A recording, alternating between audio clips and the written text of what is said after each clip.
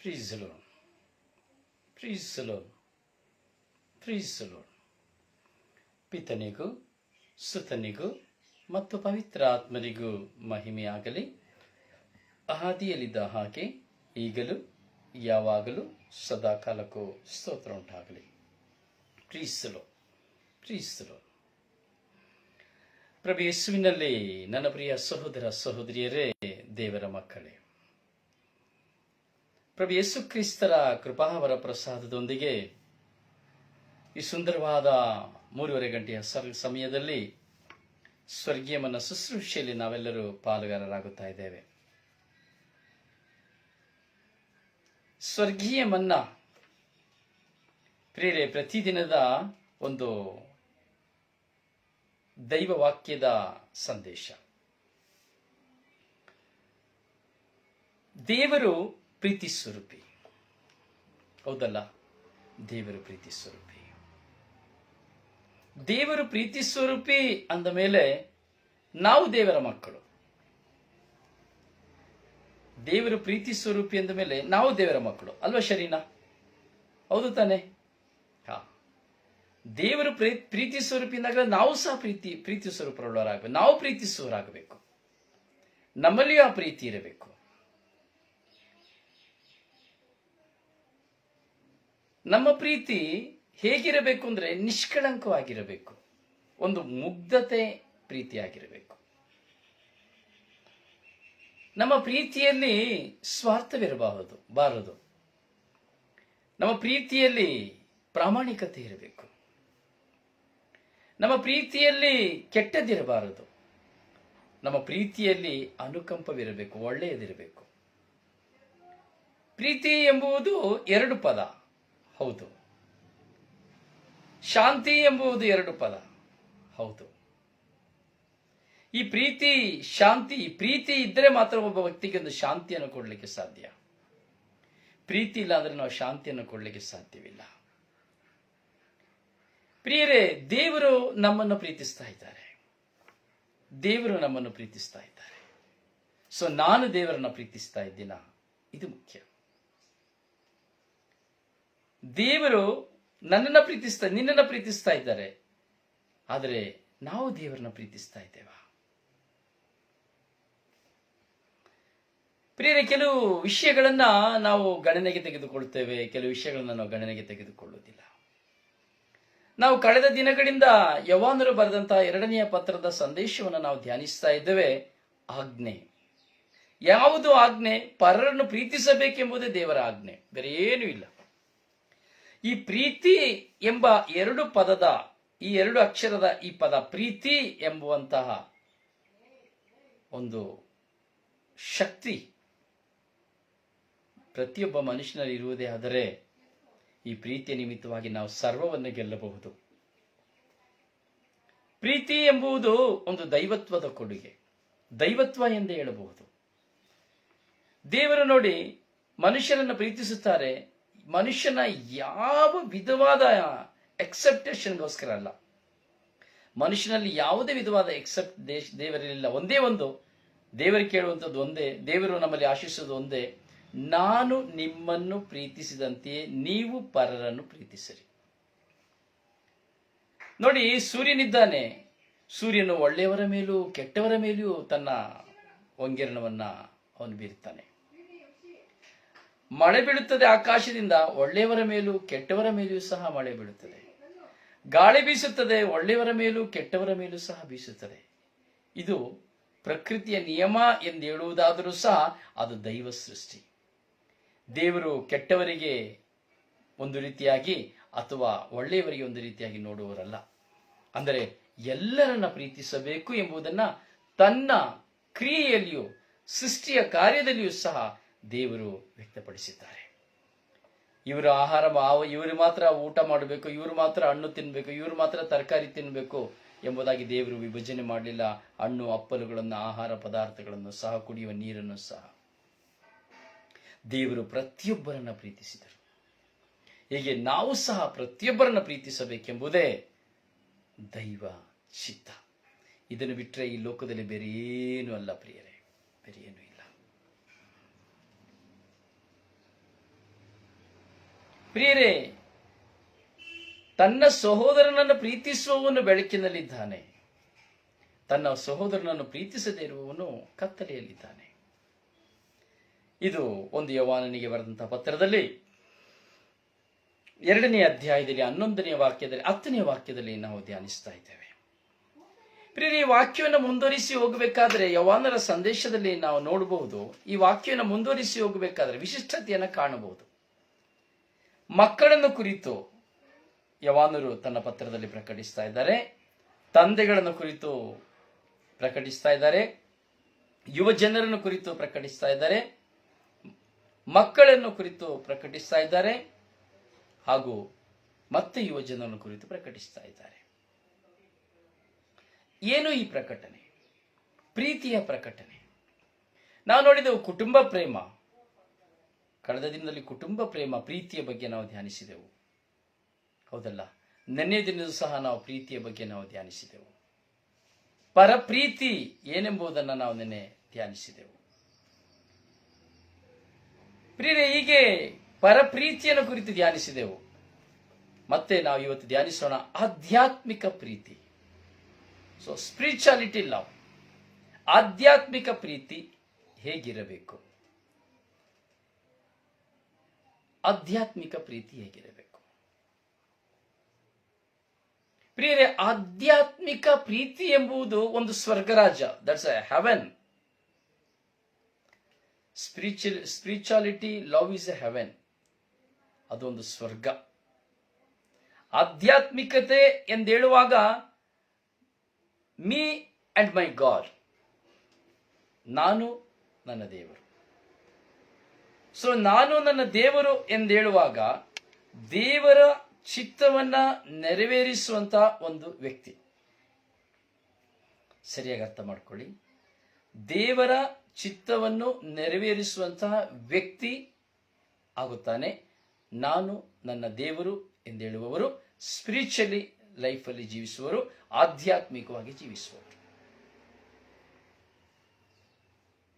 ಇಲ್ಲಿ ಈ ಆಧ್ಯಾತ್ಮಿಕತೆಯಿಂದ ಇರುವವರನ್ನು, ಆಧ್ಯಾತ್ಮಿಕತೆ ಇಲ್ಲದವರನ್ನ ನಾವು ಬಣ್ಣಿಸಬಹುದು. ಇಬ್ಬರನ್ನು ಸಹ ನಾವು ವಿವರಿಸಬಹುದು. ಸ್ಪಿರಿಚುಯಾಲಿಟಿ ಲವ್, ಆಧ್ಯಾತ್ಮಿಕ ಪ್ರೀತಿಯನ್ನ ಮೊದಲು ನಾವು ಧ್ಯಾನಿಸೋಣ, ಆಮೇಲೆ ಆಧ್ಯಾತ್ಮಿಕವಲ್ಲದನ್ನ ನಾವು ಧ್ಯಾನಿಸೋಣ. ನೋಡಿ, ನಾವು ಎಷ್ಟೋ ಜನ ಪ್ರಾರ್ಥಿಸ್ತಾ ಇದ್ದೇವೆ, ಹೌದಲ್ಲ? ಎಷ್ಟೋ ಜನ ವಿಶ್ವಾಸಿಗಳು, ತುಂಬಾ ಜನ, ಜಗತ್ತಿನಲ್ಲಿ ಕೋಟ್ಯಾಂತರ ಜನ ಪ್ರಾರ್ಥಿಸ್ತಾ ಇದ್ದಾರೆ. ಹಿಂದೂ ಸಹೋದರರಾಗಬಹುದು, ಮುಸ್ಲಿಂ ಸಹೋದರರಾಗಬಹುದು, ಪಾಶ್ಚಾತ್ಯ ದೇಶದವರಾಗಬಹುದು, ನಾನಾಗಬಹುದು, ನೀವಾಗಬಹುದು. ಸೊ ನೋಡಿ, ಈಗ ನಾವು ದೇವರ ವಾಕ್ಯವನ್ನು ಧ್ಯಾನಿಸ್ತಾ ಇದ್ದೇವೆ. ದೇವರ ವಾಕ್ಯವನ್ನು ಧ್ಯಾನಿಸುವುದಕ್ಕೆ ಸಮಯವನ್ನು ಕೊಟ್ಟಿದ್ದೇವೆ. So this is spiritually time. ಇದು ಆಧ್ಯಾತ್ಮಿಕ ಸಮಯ ಹಾಗೂ ಆಧ್ಯಾತ್ಮಿಕ ಪ್ರೀತಿ. When we are ready to listen word of God, ಯಾವಾಗ ನಾವು ದೇವರ ವಾಕ್ಯವನ್ನು ಕೇಳಲು ನಾವು ಕುಳಿತುಕೊಳ್ಳುತ್ತೇವೋ ಅದು ದೇವರಿಗೂ ನನಗೂ ಇರುವ ಒಂದು ಪ್ರೀತಿಯ ಸಂಕೇತ. ಮೊಟ್ಟ ಮೊದಲಿಗೆ ಇದನ್ನು ನಾವು ತಿಳ್ಕೊಳ್ಬೇಕು. ನೋಡಿ, ಈ ಸ್ವರ್ಗೀಯ ಮನ್ನ ಶುಶ್ರೂಷೆಯಲ್ಲಿ ನಾನು ನೀವು ಇದ್ದೇವೆ. ಸೊ ನಾನು ನಿಮ್ಮ ಮುಂದೆ ಕುಳಿತುಕೊಂಡಿದ್ದೇನೆ, ನೀವು ನನ್ನ ಮುಂದೆ ಕುಳಿತುಕೊಂಡಿದ್ದೀರಿ, ನಾವೆಲ್ಲರೂ ದೇವರ ಮುಂದೆ ಕುಳಿತುಕೊಂಡಿದ್ದಾರೆ, ದೇವರ ವಾಕ್ಯ ನಮ್ಮೊಂದಿಗೆ ಮಾತನಾಡ್ತಾ ಇದೆ. ಸೊ ಏನು ಕಾರಣ ಅಂದರೆ ದಿಸ್ ಇಸ್ ಸ್ಪಿರಿಚುಯಾಲಿಟಿ ಲವ್, ಆಧ್ಯಾತ್ಮಿಕತೆಯ ಪ್ರೀತಿ. ಪ್ರಿಯರೇ, ಆಧ್ಯಾತ್ಮಿಕತೆಯ ಪ್ರೀತಿ ಕೇವಲ ಆಲಿಸುವುದರಿಂದ ಮಾತ್ರವಲ್ಲ, ಪಾಲಿಸುವುದರಿಂದ ಮಾತ್ರ ಅದು ಪೂರ್ತೀಕರಣವಾಗುತ್ತದೆ. So spiritually love is not only listening. So when we following, so that is fulfilled. ಈ ಆಧ್ಯಾತ್ಮಿಕತೆಯ ಶ್ರವಣದಿಂದ ನಾವು ಆಲಿಸುವಂತ, ದೇವರಲ್ಲಿ ಪ್ರೀತಿ ಇಟ್ಟು ನಾವು ದೇವರ ವಾಕ್ಯವನ್ನು ಸಂದೇಶವನ್ನು ಕೇಳ್ತಾ ಇದ್ದೇವೆ. ಆದರೆ ಕೇಳುವುದರಿಂದ ಪೂರ್ತೀಕರಣವಲ್ಲ, ಕೇಳಿದ್ದನ್ನು ನಾನು ಅನುಸರಿಸುವುದರಿಂದ ಪೂರ್ತೀಕರಣ. ಈ ಆಧ್ಯಾತ್ಮಿಕತೆ ಪ್ರೀತಿಯಲ್ಲಿ ನೆಲೆಯಾಗಿರೋ ನಾವು ತುಂಬಾ ಜನರನ್ನ ನಾವು ನೋಡ್ತೇವೆ. ಮಠಾಧೀಶ್ವರನ್ನ ನಾವು ನೋಡ್ತೇವೆ, ಋಷಿಮುನಿಗಳನ್ನ ನಾವು ನೋಡ್ತೇವೆ, ಸ್ವಾಮೀಜಿಗಳನ್ನ ನಾವು ನೋಡ್ತೇವೆ, ಹಜ್ರತ್ಗಳನ್ನ ನಾವು ನೋಡ್ತೇವೆ, ಹುಲ್ಲಾಗಳನ್ನ ನೋಡ್ತೇವೆ, ಯಾಜಕರನ್ನ ನೋಡ್ತೇವೆ, ಧರ್ಮಾಧ್ಯಕ್ಷರನ್ನ ನೋಡ್ತೇವೆ, ಪೋಪ್ ಫ್ರಾನ್ಸಿಸ್ನ ನೋಡ್ತೇವೆ. ಹೀಗೆ ಹಲವಾರು ಆಧ್ಯಾತ್ಮಿಕ ಅವರದೇ ಆದಂತ ಪ್ರತಿಯೊಂದು ಜಾತಿ ಜನಾಂಗದಲ್ಲಿ ನಾವು ಪ್ರತಿಯೊಂದು ವ್ಯಕ್ತಿಗಳನ್ನ ನಾವು ನೋಡುತ್ತೇವೆ, ಈ ಆಧ್ಯಾತ್ಮಿಕತೆಯನ್ನ ಮುನ್ನಡೆಸುವವರನ್ನ. ಸೊ ಸ್ಪಿರಿಚುವಲಿ ಲವ್, ಆಧ್ಯಾತ್ಮಿಕ ಪ್ರೀತಿಯಲ್ಲಿರುವಂತಹ ವ್ಯಕ್ತಿ ಹೇಗೆ ಜೀವಿಸಬೇಕು?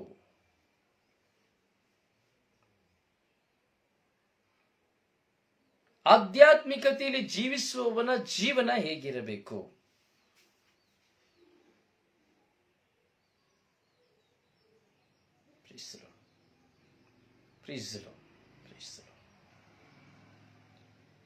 ಪ್ರಿಯರೇ, ಆಧ್ಯಾತ್ಮಿಕತೆ, ನಾನು ಹೇಳಿದ ಪ್ರಾರಂಭದಲ್ಲಿ ಹೇಳಿದೆ, ಆಧ್ಯಾತ್ಮಿಕತೆಯ ಪ್ರೀತಿ ಅಂದರೆ ನಾನು ನನ್ನ ದೇವರು, ನಾನು ಯಾವಾಗ ನನ್ನ ದೇವರ ಚಿತ್ತವನ್ನು ನೆರವೇರಿಸುವವನು. ಆಧ್ಯಾತ್ಮಿಕ ಪ್ರೀತಿ ಇದ್ರೆ ನಾನು ಮತ್ತೆ ನನ್ನ ದೇವರು, ಅಂದರೆ ನೀವು ಮತ್ತೆ ನಿಮ್ಮ ದೇವರು.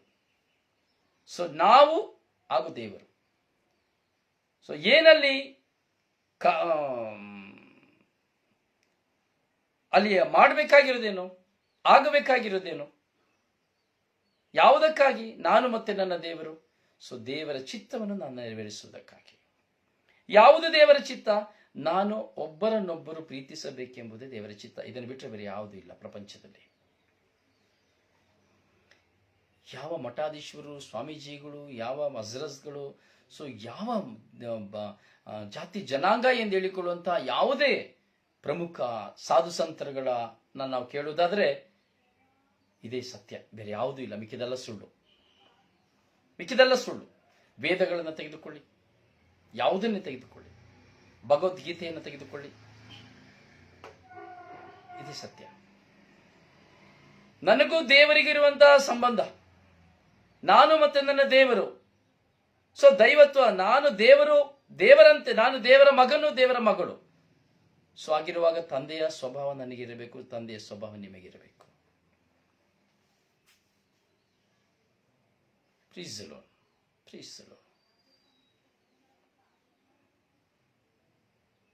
ಇವತ್ತು ನೋಡಿ, ಈ ಆಧ್ಯಾತ್ಮಿಕ ಪ್ರೀತಿಯಲ್ಲಿ ನಾವು ನೋಡ್ತೇವೆ, ಪ್ರೀತಿಸದವನು ಕತ್ತಲಲ್ಲಿರುವನು, ಪ್ರೀತಿಸುವವನು ಬೆಳಕಿನಲ್ಲಿರುವವನು. ಪ್ರೀತಿ ಎಂದರೆ, ಕತ್ತಲು ಎಂದರೆ ನರಕ, ಬೆಳಕು ಎಂದರೆ ಸ್ವರ್ಗ.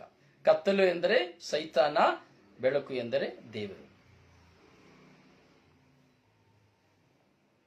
ಇವತ್ತು ಆಧ್ಯಾತ್ಮಿಕ ಪ್ರೀತಿ, ದೇವರೊಂದಿಗೆ ನಾನು ನನ್ನ ದೇವರು ಎಂಬುದಾಗಿ ಇದ್ದೇನೆ ಎಂದು ಯಾವ ಜಾತಿ ಜನಾಂಗದ ಮಠಾಧೀಶ್ವರಗಳು, ಸ್ವಾಮೀಜಿಗಳು, ಗುರುಗಳು, ಪ್ರೀಸ್ಟ್, ಹಜರತ್ಸ್, ಪಾಸ್ಟರ್ಸ್ಗಳು, ಸಭಾಪಾಲಕರು, ಶುಭ ಸಂದೇಶ ಸಾರುವವರು, ಎಲ್ಲ ವಿಧವಾದಂತಹ ಜಾತಿ ಜನಾಂಗದಲ್ಲಿರುವಂತಹ ಸನ್ಯಾಸಿನಿಯರು ಪ್ರತಿಯೊಬ್ಬರನ್ನ ಕುರಿತು ನಾವು ಧ್ಯಾನಿಸುವುದಾದರೆ, ಯಾವ ವ್ಯಕ್ತಿಯಲ್ಲಿ ಪರದೂಷಣೆ ಇದೆಯೋ ಅವನು ಆಧ್ಯಾತ್ಮಿಕ ವ್ಯಕ್ತಿ ಅಲ್ಲ. ಸರಿಯಾಗಿ ಗಮನಿಸಿ. ದಯವಿಟ್ಟು ಶೇರ್ ಮಾಡಿ ಪ್ರಿಯರೇ. ನಿಮ್ಮ ಮೊಬೈಲಿಂದ ದಯವಿಟ್ಟು ಲಿಂಕ್ಗಳನ್ನು ಶೇರ್ ಮಾಡಿ, ಎಲ್ಲ ಗ್ರೂಪ್ಗಳಿಗೂ ಶೇರ್ ಮಾಡಿ ಪ್ಲೀಸ್. ಸುಮ್ಮನೆ ಹಾಗೆ ಇರಬೇಡಿ, ಪ್ರತಿದಿನ ದಯವಿಟ್ಟು ಶೇರ್ ಮಾಡಿ, ಬೇರೆ ಗ್ರೂಪ್ಗಳಿಗೆ ಶೇರ್ ಮಾಡಿ ಲಿಂಕ್ಗಳನ್ನ. ಏನು ತುಂಬ ನೀವು ನೋಡ್ತಾನೆ ಲಿಂಕ್ಗಳನ್ನ ಶೇರ್ ಮಾಡಬಹುದು. 2 ನಿಮಿಷಕ್ಕೆ ಶೇರ್ ಆಗ್ತದೆ, ಏನು ದುಡ್ಡು ಖರ್ಚಾಗೋದಿಲ್ಲ ನಿಮಗೆ. ಎಲ್ಲ ಫೇಸ್ಬುಕ್ ಗ್ರೂಪ್ಗಳಿಗೆ ಲಿಂಕ್ಗಳನ್ನು ದಯವಿಟ್ಟು ಹಾಕಿ. ಹೀಗೆ ಆಧ್ಯಾತ್ಮಿಕವಾಗಿ ಜೀವಿಸುತ್ತಾ ಇದ್ದಾನೆ, ಈಸ್ ಎ ಸ್ಪಿರಿಚುವಲ್ ಪರ್ಸನ್ ಎಂದು ಹೇಳುವುದಾದರೆ, ನಾನು ಒಬ್ಬ ಆಧ್ಯಾತ್ಮಿಕ ವ್ಯಕ್ತಿ, ನಾನು ದೇವರ ಮಗನು, ದೇವರ ಮಗಳು, ದೇವರಿಂದ ಆಯ್ಕೆಯಾದವರು ಎಂದು ಹೇಳುವುದಾದರೆ ಧ್ಯಾನಿಸಿ, ಕರೆಕ್ಟಾಗಿ ಧ್ಯಾನಿಸಿಕೊಂಡು ಬರಬೇಕು ನಾವು. ಪ್ರೀತಿ ಇವತ್ತು ಸ್ಪಿರಿಚುವಲಿ ಲವ್, ಆಧ್ಯಾತ್ಮಿಕ ಪ್ರೀತಿಯನ್ನು ನಾವು ಕುರಿತು ಧ್ಯಾನಿಸ್ತಾ ಇದ್ದೇವೆ. ಕುಟುಂಬ ಪ್ರೀತಿಯನ್ನು ಧ್ಯಾನಿಸಿದೆವು, ಪರ ಪ್ರೀತಿಯನ್ನು ಧ್ಯಾನಿಸಿದೆವು, ಈಗ ಆಧ್ಯಾತ್ಮಿಕ ಪ್ರೀತಿಯನ್ನು ನಾವು ಧ್ಯಾನಿಸ್ತಾ ಇದ್ದೇವೆ. ಈ ಸ್ಪಿರಿಚುವಲಿ ಲವ್, ಯಾವ ವ್ಯಕ್ತಿ ಆಧ್ಯಾತ್ಮಿಕ ವ್ಯಕ್ತಿಯೋ ಅವನಲ್ಲಿ ಪರದೂಷಣೆ ಇರಬಾರದು. ಇಲ್ಲಿ ಡಿಸೈಡ್ ಮಾಡ್ಕೊಳ್ಬೇಕು, ಪಾಸಿಟಿವ್, ನೆಗೆಟಿವ್. ಈ ವ್ಯಕ್ತಿ ಆಧ್ಯಾತ್ಮಿಕತೆ, ಈ ವ್ಯಕ್ತಿ ಆಧ್ಯಾತ್ಮಿಕತೆ ಇಲ್ಲ. ಒಂದರಲ್ಲೇ ನಿಮಗೆ 2 ಉತ್ತರಗಳು ಸಿಕ್ಬಿಡ್ತದೆ. ನಾನು ವಿವರಿಸೋದೇ ಬೇಕಾಗಿಲ್ಲ, ನೀವು ವಿವರಣೆಗಾಗಿ ಕಾಯದೇ ಬೇಕಾಗಿಲ್ಲ, ನಿಮಗೆ ಕರೆಕ್ಟಾಗಿ ಅರ್ಥ ಬಂದ್ಬಿಡುತ್ತೆ. ನನ್ನನ್ನು ಕುರಿತು ನೀವು ಆಲೋಚಿಸುವುದಾದರೆ, ನನ್ನನ್ನು ಕುರಿತು ಚಿಂತಿಸುವುದಾದರೂ ಸಹ ನಿಮಗೆ ನೆಗೆಟಿವ್, ಪಾಸಿಟಿವ್ 2 ಬಂದ್ಬಿಡ್ತವೆ. ನಿಮ್ಮ ಮುಂದೆ ಇರುವಂತಹ ಯಾವ ಸ್ವಾಮೀಜಿ, ಮಠಾಧೀಶ್ವರ, ಯಾವ ಹಜರತ್, ಉಲ್ಲಾಗಳು ಅಥವಾ ಅದೇನೋ ಮಿಸ್ಟೇಕ್ ಇದೆ, ದಯವಿಟ್ಟು ಕ್ಷಮಿಸಿ, ನನಗೆ ಅದು ಪದ ಸರಿಯಾಗಿ ಬರ್ತಾ ಇಲ್ಲ. ಸೊ ಪ್ರೀಚರ್ಸ್, ಶುಭ ಸಂದೇಶ ಸಾರುವವರು, ನಾನು ಸನ್ಯಾಸಿಯಾಗಿರುವವರು, ನಾನು ಶುಭ ಸಂದೇಶ ಸಾರುವವನು, ಯಾಜಕ, ಗುರು, ಪಾಸ್ಟರ್, ಸಭಾಪಾಲಕ, ಧರ್ಮಾಧ್ಯಕ್ಷ, ಸೊ ಎನಿಬಡಿ, ಎಲ್ಲರೂ. ಮತ್ತೆ ನಾನು ಇದನ್ನು ಪುನರಾವರ್ತಿಸುವುದಿಲ್ಲ. ಹೀಗೆ ಆಧ್ಯಾತ್ಮಿಕ ವ್ಯಕ್ತಿ ಎಂದೇಳುವಾಗ, ಆಧ್ಯಾತ್ಮಿಕತೆಯುಳ್ಳವನು ಎಂದೇಳುವಾಗ, ನಾನು ದೇವರನ್ನು ಅರಿತಿದ್ದೇನೆ ಎಂದೇಳುವಾಗ ಅವನಲ್ಲಿ ಪರದೂಷಣೆ ಬರುವುದಿಲ್ಲ. ಕರೆಕ್ಟಾಗಿ ನೋಟ್ ಮಾಡ್ಕೊಳ್ಬೇಕು ನೀವು. ಎರಡನೆಯದು, ಆಧ್ಯಾತ್ಮಿಕ ವ್ಯಕ್ತಿ ಎಂದೇಳುವುದಾದರೆ ಅವನು ಯಾರನ್ನು ನಿಂದಿಸುವುದಿಲ್ಲ. ಅವರು ಯಾರನ್ನು ನಿಂದಿಸುವುದಿಲ್ಲ. ಯಾರ ಬಗ್ಗೆ ಇಲ್ಲ ಸಲ್ಲದನ್ನ ಮಾತನಾಡುವುದಿಲ್ಲ. ಮೂರನೇದು, ಅವರು ಯಾರ ಬಗ್ಗೆಯೂ ಇಲ್ಲ ಸಲ್ಲದನ್ನ ಮಾತನಾಡುವುದಿಲ್ಲ. ಯಾಕೆಂದರೆ ಶಾಂತಿದೂತರಾದ ದೇವರು ತಾದನ್, ಪುತ್ರನ್, ಆತ್ಮ ಸಂಯುಕ್ತ ಬ್ರಹ್ಮನ್, ಪಿತಾ, ಸುತ, ಪವಿತ್ರಾತ್ಮ, ಹೀಗೆ ಪ್ರತಿಯೊಂದು ದೇವರ ಆತ್ಮಶಕ್ತಿ ಆ ವ್ಯಕ್ತಿಯಲ್ಲಿ ಇರುವುದಾದರೆ ಅವನ ಆಧ್ಯಾತ್ಮಿಕತೆಯಲ್ಲಿ ಜೀವಿಸುತ್ತಾನೆ ಎಂದರೆ ಆತನಲ್ಲಿ ಯಾವ ವ್ಯಕ್ತಿಯನ್ನು ಕುರಿತು, ಯಾವ ವ್ಯಕ್ತಿಯಲ್ಲಿ ಆಗಲಿ, ಯಾವ ವ್ಯಕ್ತಿಯನ್ನು ಕುರಿತಾಗಲಿ ಅವನು ತಾರತಮ್ಯ ಮಾಡುವುದಿಲ್ಲ. ನಾಲ್ಕನೆಯದು, ಒಬ್ಬನು ಆಧ್ಯಾತ್ಮಿಕತೆಯಲ್ಲಿ ಜೀವಿಸುತ್ತಾ ಇದ್ದಾನೆ ಎಂಬುದಾದರೆ ಅವನಲ್ಲಿ ಹೊಲಸು ಮಾತುಗಳು ಬರುವುದಿಲ್ಲ. ಅದು ಯಾವ ಪದವಿ ಆಗಿರ್ಬೋದು, ಚಿಕ್ಕ ಪದವಿ ಆಗಿರ್ಬೋದು, ಬರುವುದಿಲ್ಲ. ಖಂಡಿತವಾಗಿ ಬರಲಿಕ್ಕೆ ಸಾಧ್ಯವಿಲ್ಲ. ಕಠಿಣವಾದ ಪದಗಳು ಬರಲಿಕ್ಕೆ ಸಾಧ್ಯವಿಲ್ಲ. ಐದನೇದು, ಆಧ್ಯಾತ್ಮಿಕ ವ್ಯಕ್ತಿ ಎಂಬುದಾದರೆ ಆ ವ್ಯಕ್ತಿಯಲ್ಲಿ ಶಾಪಗಳ ಮಾತುಗಳು ಹೊರಗೆ ಬರುವುದಿಲ್ಲ. ಅವನು ಶಪಿಸಲು ಸಾಧ್ಯವಿಲ್ಲ, ಶಪಿಸಲಾಗುವುದಿಲ್ಲ. ಆರನೆಯದು, ಒಬ್ಬ ವ್ಯಕ್ತಿ ಆಧ್ಯಾತ್ಮಿಕ ವ್ಯಕ್ತಿಯಾದರೆ ಅವನಲ್ಲಿ ಪ್ರಾಪಂಚಿಕವಾದಂತಹ ಆಶೆಗಳು ಉಲ್ಪಣವಾಗುವುದಿಲ್ಲ. ಪ್ರಾಪಂಚಿಕ ಆಶೆಗಳು ಅವನ ಮುಂದೆ ಏನೇ ಬಂದರೂ ಅವುಗಳಿಗೆ ಅವನು ಗುಲಾಮನಾಗುವುದಿಲ್ಲ. ಉಲ್ಪಣ ಎಲ್ರಿಗೂ ಆಗ್ತದೆ. ಪ್ರಾಪಂಚಿಕ ಆಶೆಗಳಿಗೆ ಅವನು ಗುಲಾಮನಾಗುವುದಿಲ್ಲ. ಒಬ್ಬ ಆಧ್ಯಾತ್ಮಿಕ ವ್ಯಕ್ತಿ ಎಂಬುದಾದರೆ ಅವನು ಯಾವ ಜಾತಿ ಜನಾಂಗದವರನ್ನ ಕುರಿತು ಹೀನಮಾನವಾಗಿ ಕೆಟ್ಟದ್ದಾಗಿ ಮಾತನಾಡುವುದಿಲ್ಲ, ದೂಷಣೆ ಮಾಡುವುದಿಲ್ಲ. ಯಾವ ಜಾತಿ ಜನಾಂಗದವರು ಎಂಬುದನ್ನ ಕುರಿತು ಅವನು ವಿಮರ್ಶೆ ಮಾಡುವುದಿಲ್ಲ. ಎಂಟನೆಯದಾಗಿ, ಒಬ್ಬನ ಆಧ್ಯಾತ್ಮಿಕ ವ್ಯಕ್ತಿ ಎಂದು ಹೇಳುವುದಾದರೆ ಅವನು ಸರ್ವಜಾತಿ ಸರ್ವಧರ್ಮೋಭವ, ಎಲ್ಲಾ ಧರ್ಮದವರನ್ನ ಒಂದೇ ಎಂಬುದಾಗಿ ಕಾಣುತ್ತಾನೆ. ಆಧ್ಯಾತ್ಮಿಕವಾಗಿ ಜೀವಿಸುತ್ತಾನೆ ಅಂದರೆ ಅವನು ಎಲ್ಲಾ ಧರ್ಮದವರನ್ನ ಒಂದೇ ಎಂಬುದಾಗಿ ನೋಡುತ್ತಾನೆ. ಒಂಬತ್ತನೆಯಾಗಿ, ಆಧ್ಯಾತ್ಮಿಕ ವ್ಯಕ್ತಿ ಎಂದೇಳುವುದಾದರೆ ಅವನು ಸಂಪೂರ್ಣವಾಗಿ ದಯೆ ಕರುಣೆಯುಳ್ಳವನಾಗಿರುತ್ತಾನೆ. ದಯೆ ಕರುಣೆಯುಳ್ಳವನಾಗಿರಬೇಕು. ತನ್ನಲ್ಲಿಗೆ ಬರುವವರನ್ನ, ಹಸಿದವರನ್ನ, ವಸ್ತ್ರವಿಲ್ಲದವರನ್ನ, ವಿದ್ಯೆಯಿಲ್ಲದವರನ್ನ, ಅವನ ಕೊರತೆಗಳಿರುವವರನ್ನ ಕೊರತೆಯನ್ನು ಕೊಡಲು ಅವನು ಪ್ರಯತ್ನಿಸುವವನಾಗಬೇಕು. ತನ್ನಲ್ಲಿ ಇಲ್ಲದಿದ್ದರೂ ಪರರಲ್ಲಿ ಪಡೆದುಕೊಡುವವನಾಗಬೇಕು. ಯಾಕೆಂದರೆ ಆಧ್ಯಾತ್ಮಿಕತೆ ಅಂದರೆ ಅವನಲ್ಲಿ ದೈವತ್ವವಿದೆ. ಈ ದೈವತ್ವವಿರುವವನಲ್ಲಿ ನನ್ನ 10ನೇದಕ್ಕೆ ಬರ್ತಾ ಇದ್ದೇನೆ. ಹೀಗೆ 10ನೇದಾಗಿ ನಾವು ನೋಡುತ್ತೇವೆ, ಆಧ್ಯಾತ್ಮಿಕ ವ್ಯಕ್ತಿ ಅಂದರೆ ಅವನಲ್ಲಿ ದೈವತ್ವವಿರುತ್ತದೆ. ಅಂದರೆ ಯಾರನ್ನು ನೋಡಿದರೂ ಅವನಿಗೆ ಕನಿಕರ, ಕರುಣೆ, ಪ್ರೀತಿ, ಸೌಹಾರ್ದತೆ, ಮಾನವೀಯತೆ ಆ ವ್ಯಕ್ತಿಯಲ್ಲಿ ಬರುತ್ತದೆ. ಇದು ಆಧ್ಯಾತ್ಮಿಕ ವ್ಯಕ್ತಿಯ ಸ್ವಭಾವ.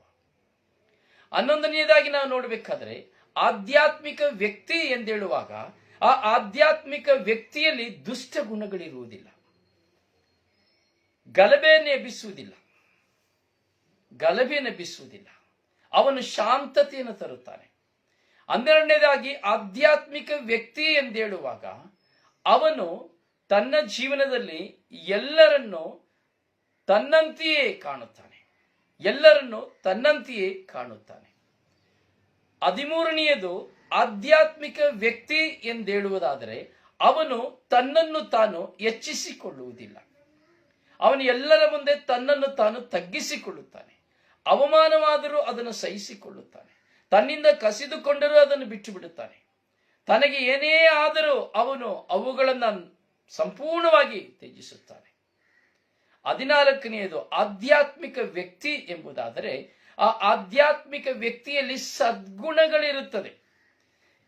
ಆ ವ್ಯಕ್ತಿಯಲ್ಲಿ ಸದ್ಗುಣಗಳಿರುತ್ತದೆ. 15ನೇದಾಗಿ ನಾವು ನೋಡುತ್ತೇವೆ ಅಂದರೆ ಆಧ್ಯಾತ್ಮಿಕ ವ್ಯಕ್ತಿ ಎಂದೇಳುವುದಾದರೆ ಅವನು ತನ್ನನ್ನು ಸಂಪೂರ್ಣವಾಗಿ ಇತರರಿಗೆ ಕೊಡುತ್ತಾನೆ, ಇತರರ ಸೇವೆಗಾಗಿ ಅದನ್ನು ಮುಡಿಪಾಗಿಸಿ ಕೊಡುತ್ತಾನೆ. 16ನೇದು ಆಧ್ಯಾತ್ಮಿಕ ವ್ಯಕ್ತಿ ಎಂಬುದಾದರೆ ಅವನು ಲೋಕದ ಯಾವುದೇ ಸಿರಿ ಸಂಪತ್ತಿಗೆ ಅವನು ಮಾರಿ ಹೋಗುವುದಿಲ್ಲ, ಯಾವುದೇ ಅಧಿಕಾರಗಳಿಗೆ ಅವನು ಮಾರಿ ಹೋಗುವುದಿಲ್ಲ.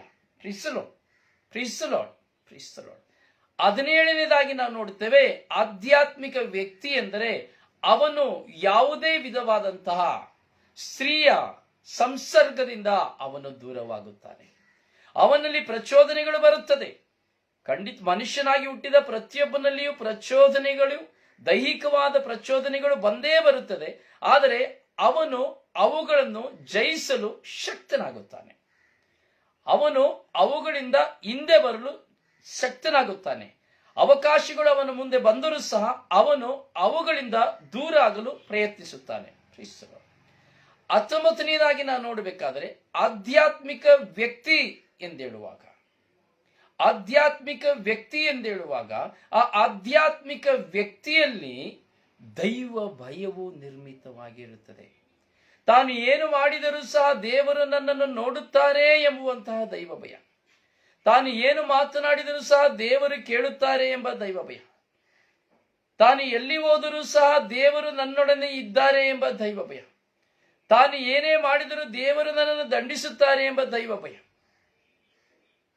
20ನೇದಾಗಿ ನಾವು ನೋಡುತ್ತೇವೆ ಆಧ್ಯಾತ್ಮಿಕ ವ್ಯಕ್ತಿ ಎಂದೇಳುವುದಾದರೆ ಅವನು ಯಾವುದೇ ಧನಮೋಹಗಳಿಗೆ ಗುಲಾಮನಾಗದೆ, ಅಧಿಕಾರಗಳಿಗೆ ಗುಲಾಮನಾಗದೆ, ತನಗಿರುವ ಸ್ವಾಮೀಜಿ ಎಂಬ ಪಟ್ಟವನ್ನ, ತನಗಿರುವ ಸನ್ಯಾಸಿ ಎಂಬ ಪಟ್ಟವನ್ನ, ತನಗಿರುವ ಒಂದು ಯಾಜಕ ಎಂಬ ಪಟ್ಟವನ್ನ, ತನಗಿರುವ ಶುಭ ಸಂದೇಶಕ ಸಾರುವವನು ಎಂಬ ಪಟ್ಟವನ್ನ, ತನಗಿರುವ ಮಿಷನರಿ ಎಂಬಂತಹ ಪಟ್ಟವನ್ನ, ತನಗಿರುವಂತಹ ಹಜರತ್ ಎಂಬ ಪಟ್ಟವನ್ನ, ತನಗಿರುವಂತಹ ಸ್ಥಾನಮಾನಗಳನ್ನ ಇಟ್ಟುಕೊಂಡು ತನ್ನ ಅಧಿಕಾರಗಳ ನಿಮಿತ್ತವಾಗಿ ಯಾರ ಮೇಲೂ ಅವನು ದಬ್ಬಾಳಿಕೆ ಮಾಡುವುದಿಲ್ಲ.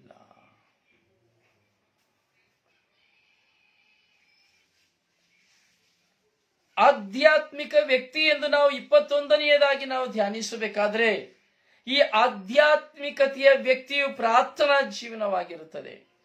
ಅವನು ಕನಿಷ್ಠ ಪಕ್ಷ ಒಂದು ದಿನಕ್ಕೆ 7-8 ಗಂಟೆಗಳ ಕಾಲ, 10 ಗಂಟೆಗಳ ಕಾಲ ದೇವರ ನಾಮಸ್ಮರಣೆಯಲ್ಲಿ ಕಳೆಯುತ್ತಾನೆ. ದೇವರ ಸಾಮ್ರಾಜ್ಯವನ್ನ ಸಾರುವುದರಲ್ಲಿ ಅವನು ನಿರತನಾಗುತ್ತಾನೆ.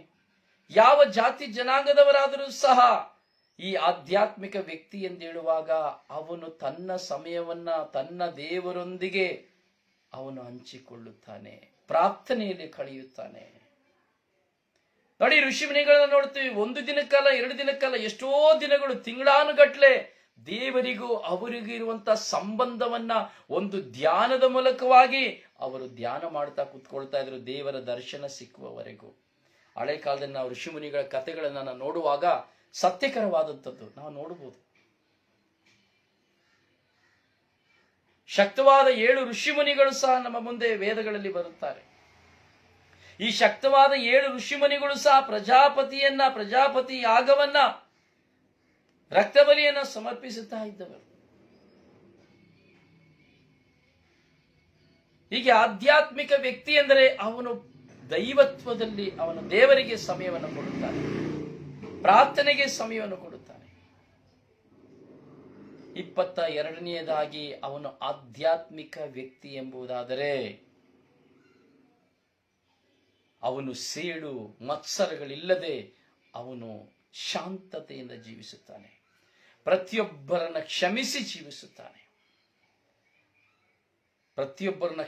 ಜೀವಿಸುತ್ತಾನೆ. ಸೇಡು ಮತ್ಸರಗಳು ಅವನಲ್ಲಿ ಬರುವುದಿಲ್ಲ.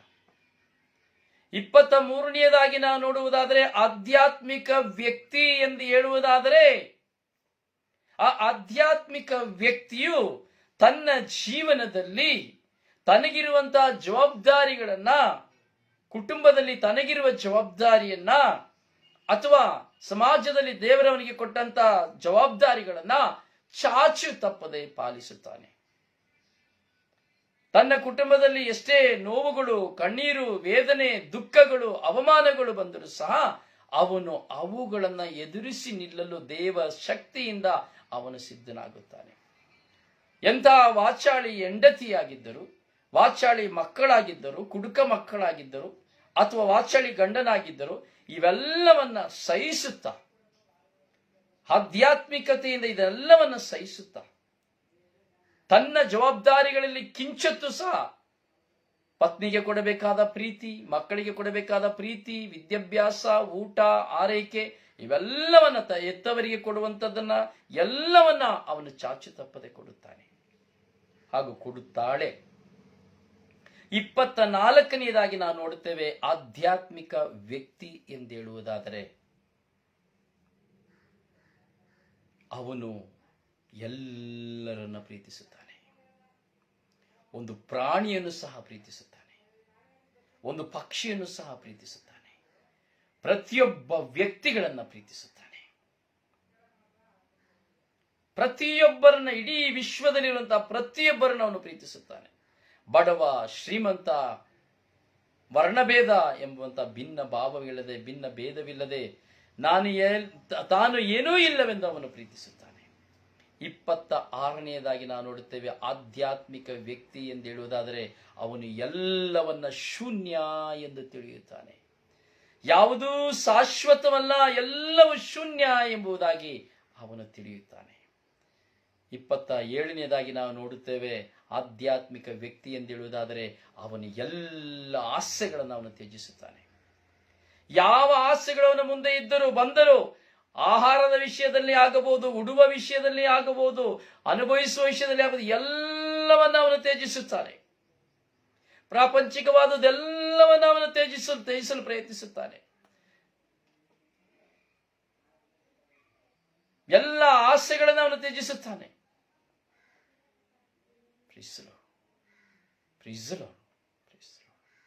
29ನೇದಾಗಿ ನಾವು ನೋಡುತ್ತೇವೆ, ಆಧ್ಯಾತ್ಮಿಕ ವ್ಯಕ್ತಿ ಎಂದೇಳುವುದಾದರೆ ಅವನು ಯಾರು ಏನು ಮಾಡಿದರು, ಅವನ ಜೀವನದಲ್ಲಿ ಏನೇ ಅನ್ಯಾಯ ಅಕ್ರಮಗಳು ನಡೆದರು, ಏನೇ ಅವನ ಮೇಲೆ ದಬ್ಬಾಳಿಕೆ ನಡೆಸಿದರು, ಅವನು ಎಲ್ಲರನ್ನ ಕ್ಷಮಿಸುತ್ತಾನೆ.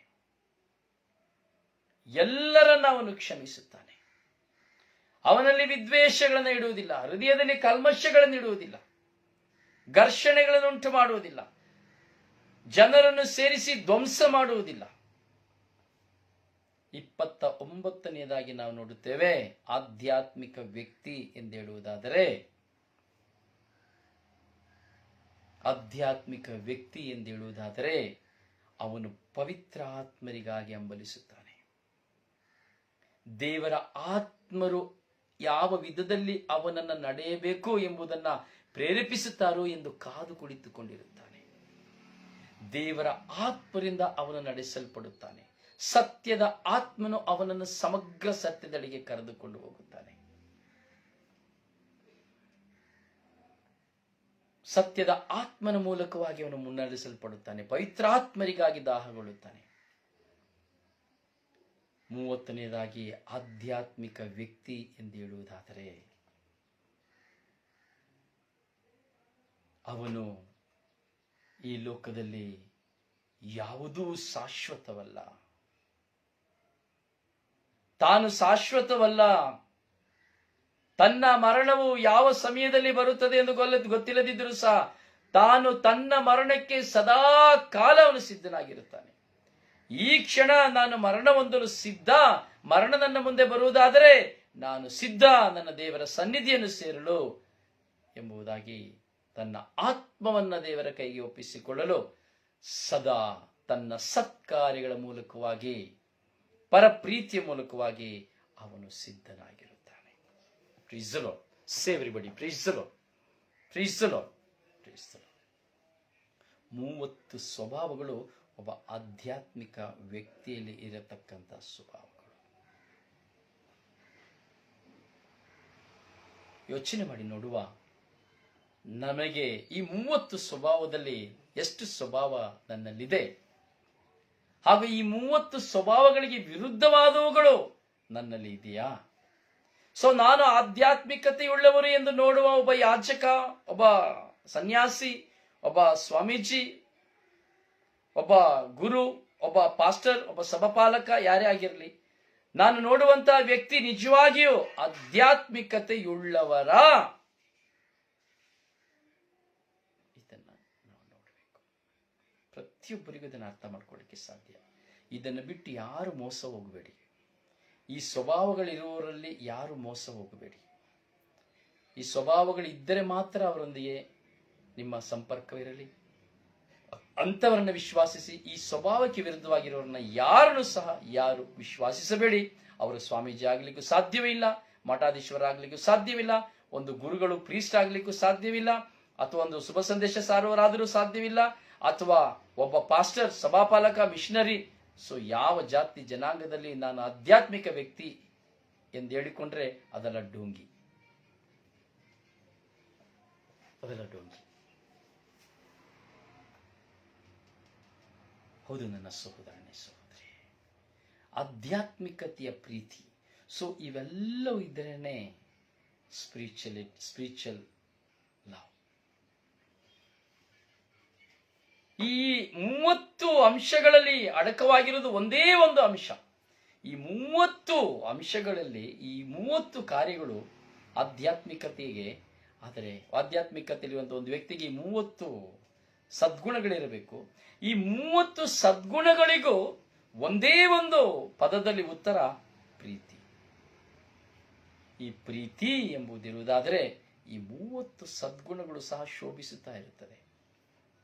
ಈ ಪ್ರೀತಿ ಇಲ್ಲ ಎಂದೇಳುವುದಾದರೆ ಈ ಸದ್ಗುಣಗಳು ಯೋಚನೆ ಮಾಡಿ ನೋಡಬೇಕು. ಇವತ್ತು ನಾವು ನೋಡ್ತೇವೆ ಸಮಾಜದಲ್ಲಿ ಎಷ್ಟೋ ಜನ ಘರ್ಷಣೆಗಳನ್ನು ಉಂಟು ಮಾಡ್ತಾ ಇದ್ದಾರೆ. ಜಾತಿಯ ಬಗ್ಗೆ ಘರ್ಷಣೆಗಳನ್ನು ಉಂಟು ಮಾಡ್ತಾ ಇದ್ದಾರೆ. ಅದರಲ್ಲಿ ಇವತ್ತಿನ ದಿನಗಳಲ್ಲಿ ನಾವು ಈ ದೇಶದಲ್ಲಿ ನೋಡ್ತಾ ಇದ್ದೇವೆ. ಕ್ರೈಸ್ತರ ಮೇಲೆ ದಬ್ಬಾಳಿಕೆ, ಮುಸಲ್ಮಾನರ ಮೇಲೆ ದಬ್ಬಾಳಿಕೆ, ಕೀಳು ಜಾತಿಗಳ ಮೇಲೆ ದಬ್ಬಾಳಿಕೆ, ದಲಿತರ ಮೇಲೆ ದಬ್ಬಾಳಿಕೆ, ಹೀಗೆ ಹಲವಾರು ಜನರ ಮೇಲೆ, ಹಲವಾರು ಜಾತಿಗಳ ಮೇಲೆ ದಬ್ಬಾಳಿಕೆಯನ್ನು ನಾವು ನೋಡ್ತಾ ಇದ್ದೇವೆ. ಯಾರು ಇವರೆಲ್ಲರೂ? ಯಾರು ಇವರೆಲ್ಲರೂ? ಮನುಷ್ಯರೇ. ನಮ್ಮಾಗೆ ಕಣ್ಣು, ಕಿವಿ, ಬಾಯಿ ಇರುವವರು, ನಮ್ಮಾಗೆ ಶ್ವಾಸಿಸುವವರು, ನಮ್ಮಾಗೆ ಊಟ ಮಾಡುವವರು. ಯಾರು ಈ ಜಾತಿಯನ್ನ ನಿರ್ಮಿಸಿದವರು? ಯಾರು ಈ ಧರ್ಮವನ್ನ ನಿರ್ಮಿಸಿದವರು? ಪ್ರಿಯರೇ, ಧರ್ಮ ಎಂದು ಹೇಳುವುದಾದರೆ ಒಂದೇ ಒಂದು, ಸರ್ವರು ಒಂದೇ. ಇದೇ ಧರ್ಮ. ಎಲ್ಲರೂ ಒಂದೇ. ಮೇಲು ಜಾತಿ ಕೀಳು ಜಾತಿ ಇಲ್ಲ, ಯಾವ ವ್ಯತ್ಯಾಸವಿಲ್ಲ ಮನುಷ್ಯನಲ್ಲಿ. ಧರ್ಮ ಒಂದೇ.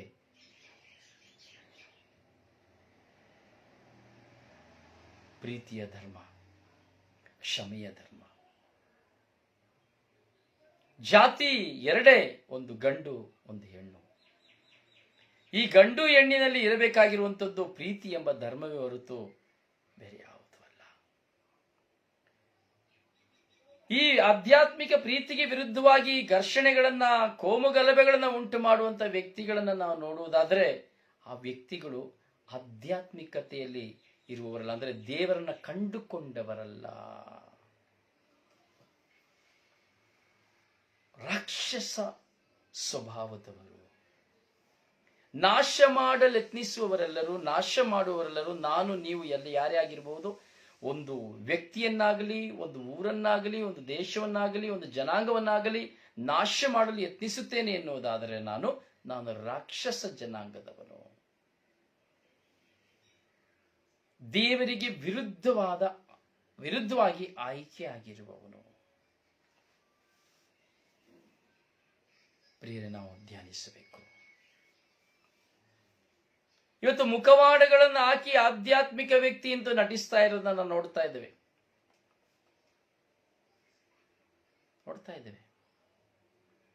ಇವತ್ತು ಆಧ್ಯಾತ್ಮಿಕ ವ್ಯಕ್ತಿಗಳೆಲ್ಲ ಏನಾಗ್ತಾ ಇದೆ ಅಂದ್ರೆ ಮಠಗಳನ್ನ ನೋಡಬಹುದು, ಆಶ್ರಮಗಳನ್ನ ನೋಡಬಹುದು, ಸೊ ಗುರುಗಳು ಅಂತ ನೋಡಬಹುದು, ಎಲ್ಲ ಟ್ರೆಜರಿಗಳಾಗ್ತಾ ಇದೆ. ಏನಾಗ್ತಾ ಇದೆ? ಟ್ರೆಸರಿಗಳಾಗ್ತಾ ಇದೆ, ಬ್ಯಾಂಕ್ಗಳಾಗ್ತಾ ಇದೆ,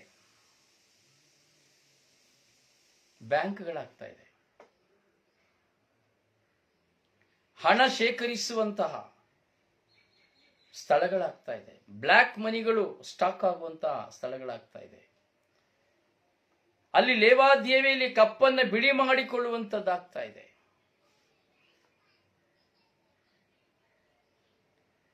ಪ್ರಿಯರೇ, ಆಧ್ಯಾತ್ಮಿಕತೆಗೂ ಆಧ್ಯಾತ್ಮಿಕತೆ ಇಲ್ಲದವುಗಳಿಗೂ ಅಜಗಜಾಂತರ ವ್ಯತ್ಯಾಸ ಇದೆ.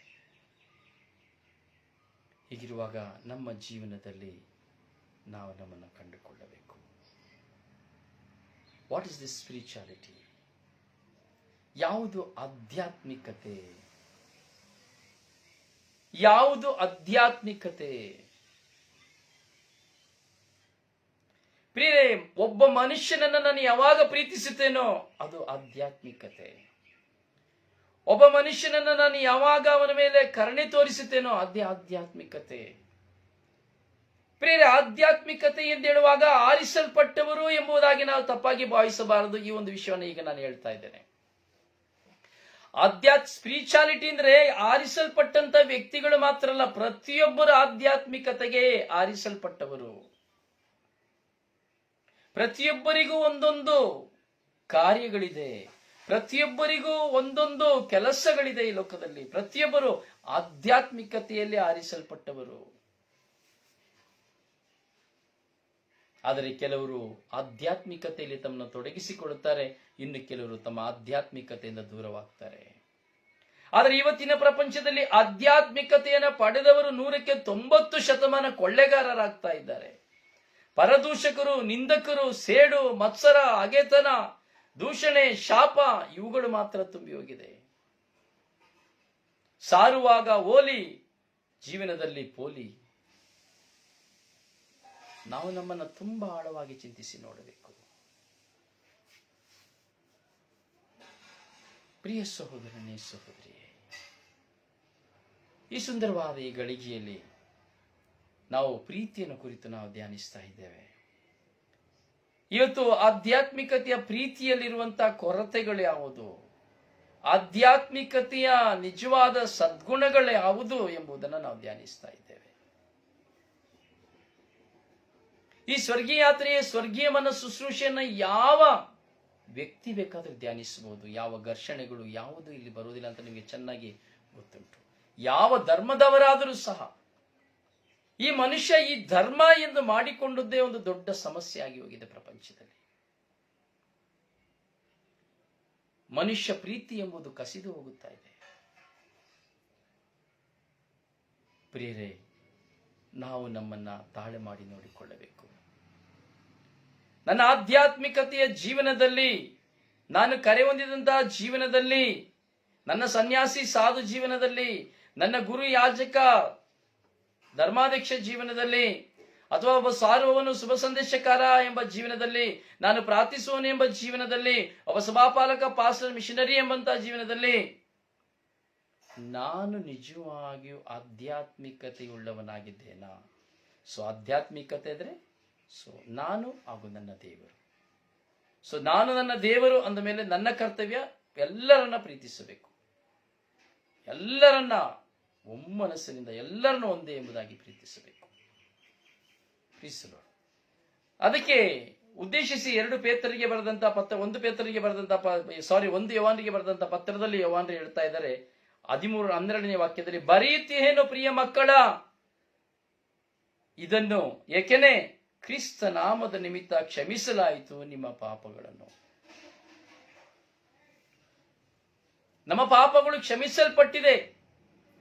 ನಾವೊಂದು ಹೊಸ ಜೀವನವನ್ನು ಪ್ರಾರಂಭಿಸಬೇಕು, ಒಂದು ಆಧ್ಯಾತ್ಮಿಕತೆಯ ಜೀವನವನ್ನು ನಾವು ಪ್ರಾರಂಭಿಸಬೇಕು.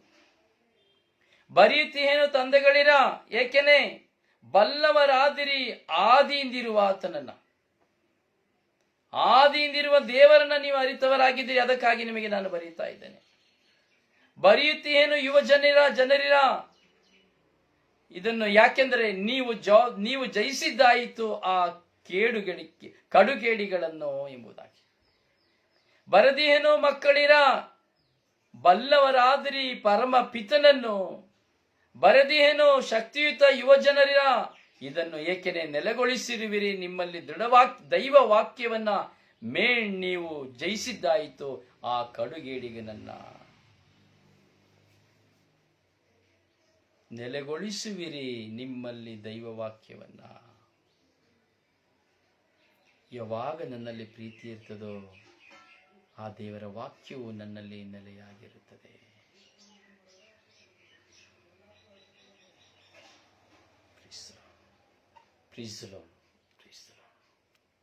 ಹೌದು ನನ್ನ ಸಹೋದರ ಸಹೋದರಿ, ಆಧ್ಯಾತ್ಮಿಕತೆಯ ಪ್ರೀತಿ ತುಂಬಾ ಮೌಲ್ಯವಾದಂತಹ ಪ್ರೀತಿ, ಎಲ್ಲ ಕೊಡುಗೆಗಳಿಗಿಂತಲೂ ಶ್ರೇಷ್ಠವಾದಂಥದ್ದು, ಎಲ್ಲ ವರದಾನಗಳಿಗಿಂತಲೂ ಶ್ರೇಷ್ಠವಾದದ್ದು.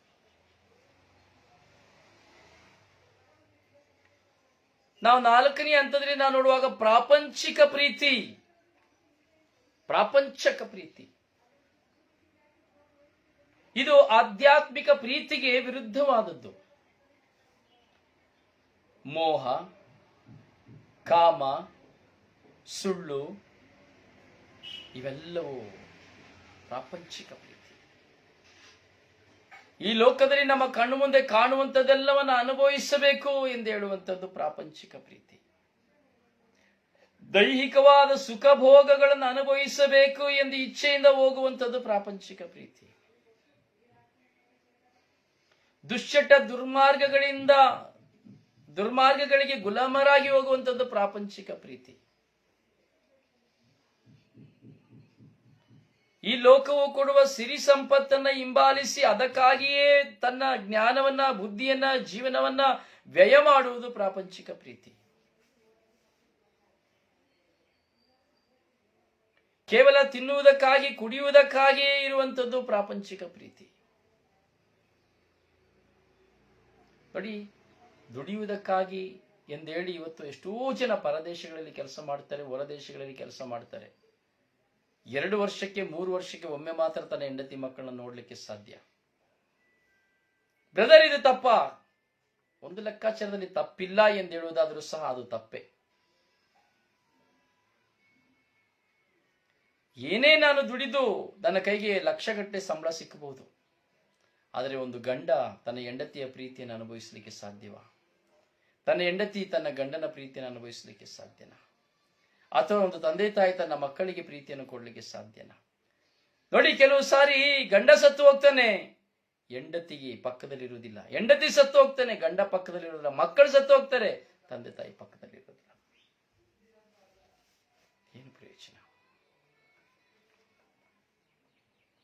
ಯೋಚನೆ ಮಾಡಿ ಪ್ರಿಯರೇ. 20-30 ವರ್ಷಗಳಿಂದ ಇವತ್ತಿನವರೆಗೂ ಗಂಡ ಹೆಂಡತಿಯರು ಬಿಟ್ಟು ದೂರದಲ್ಲಿ ಕೆಲಸ ಮಾಡ್ತಾ ಇದ್ದಾರೆ. ಯಾವ ಸುಖಕ್ಕಾಗಿ? ಯಾವ ಸುಖ ಸಿಕ್ಕಿದೆ ಹೇಳಿ? ಸಿಗ್ತಾ ಇದೆ ಹೇಳಿ? ಒಂದು ಕಡೆಯಿಂದ ನೋಡ್ಕೊಂಡು ಬನ್ನಿ.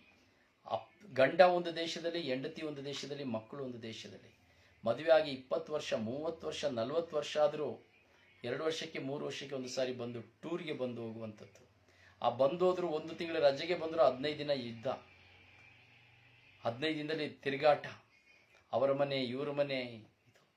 ತನ್ನ ಹೆಂಡತಿಗೆ, ತನ್ನ ಗಂಡನಿಗೆ, ತನ್ನ ಮಕ್ಕಳಿಗೆ, ಎತ್ತವರಿಗೆ ಎಷ್ಟು ಸಮಯ ಸಿಗ್ತಾ ಇದೆ?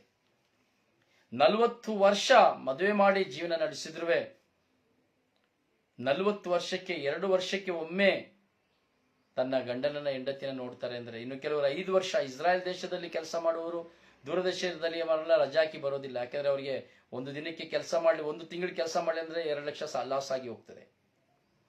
ಅದನ್ನ 2-3 ತಿಂಗಳೆಲ್ಲ ನಿಲ್ಲೋದಿಲ್ಲ, 1 ತಿಂಗಳು. 5 ವರ್ಷಕ್ಕೆ ಒಮ್ಮೆ. ಎಲ್ಲೋ ಪುಣ್ಯಾತ್ಮರು 3 ವರ್ಷಕ್ಕೆ ಒಮ್ಮೆ ಅಷ್ಟೇ.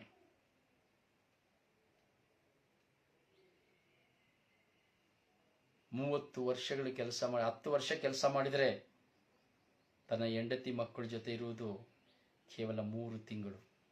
10 ವರ್ಷ ಕೆಲಸ ಮಾಡಿದರೆ,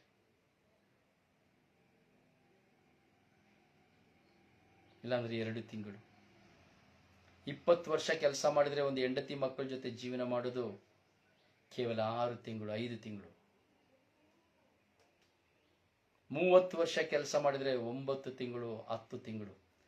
ಎಂಥ ಜೀವನ ಯೋಚನೆ ಮಾಡಿ ನೋಡಿ. ಅಲ್ಲ, 30 ವರ್ಷ ಒಬ್ಬ ಹೋಗಿ ಹೊರದೇಶದಲ್ಲಿ ಕೆಲಸ ಮಾಡ್ತೇನೆ, ಹೆಂಡತಿಯನ್ನು ಬಿಟ್ಟು, ಗಂಡನನ್ನ ಬಿಟ್ಟು, ಮಕ್ಕಳನ್ನ ಬಿಟ್ಟು, ಎತ್ತವರನ್ನ ಬಿಟ್ಟು, ಹಣ ಸಂಪಾದನೆ, ಬ್ಯಾಂಕಲ್ಲಿ ಬ್ಯಾಲೆನ್ಸ್ ಇದೆ, ದೊಡ್ಡ ಮನೆಯನ್ನು ಕಟ್ತಾ ಇದ್ದೇನೆ, ತುಂಬಾ ಪಾಶ್ ಆಗಿದ್ದೇನೆ.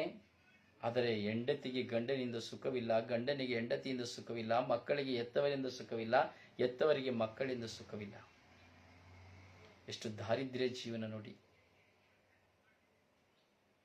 ಆಶೀರ್ವಾದವಲ್ಲದ ಜೀವನ.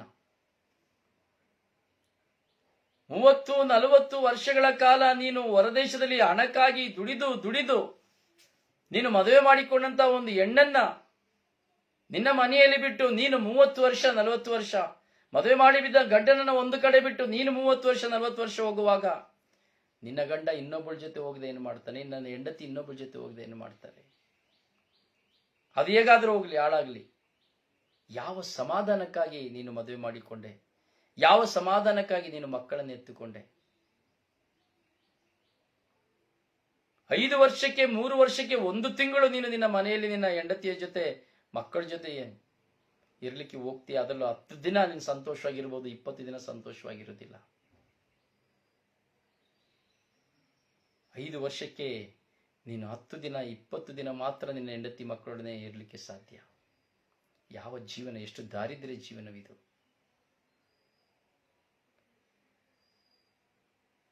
ಏನು ಕೋಟಿಗಟ್ಟಲೆ ಹಣ ಮಾಡಿ, ಏನು ಫ್ಲಾಟ್ ತಗೊಂಡು, ಏನು ಮನೆ ಕಟ್ಟಿದ್ರು ಕೊನೆಗಳಿಗೆಯಲ್ಲಿ ಆ ಮನೆಯಲ್ಲಿಯೂ ಸಹ ನಿನ್ನ ಶವ ಇರಲಿಕ್ಕೆ ಆಗೋದಿಲ್ಲ ಅನ್ನೋದಾದ್ರೆ ಏನು ಪ್ರಯೋಜನ?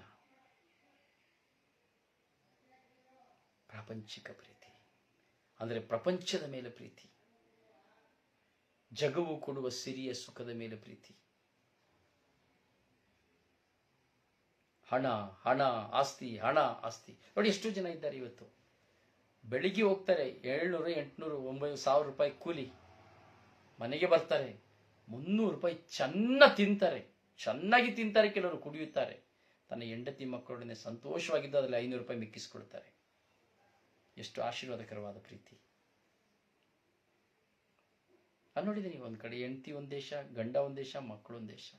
ಇನ್ನು ಕೆಲವು ಕೂಸುಗಳು 6 ತಿಂಗಳು ಮಕ್ಕಳನ್ನ, 3 ತಿಂಗಳು ಮಕ್ಕಳನ್ನ ಬಿಟ್ಟು ಹೋದಂತ ಕ್ರೂರಿಗಳಿದ್ದಾರೆ ಈ ಜಗತ್ತಿನಲ್ಲಿ. ಅದು ನಿಮಗೆ ಗೊತ್ತಿರ್ತದೆ.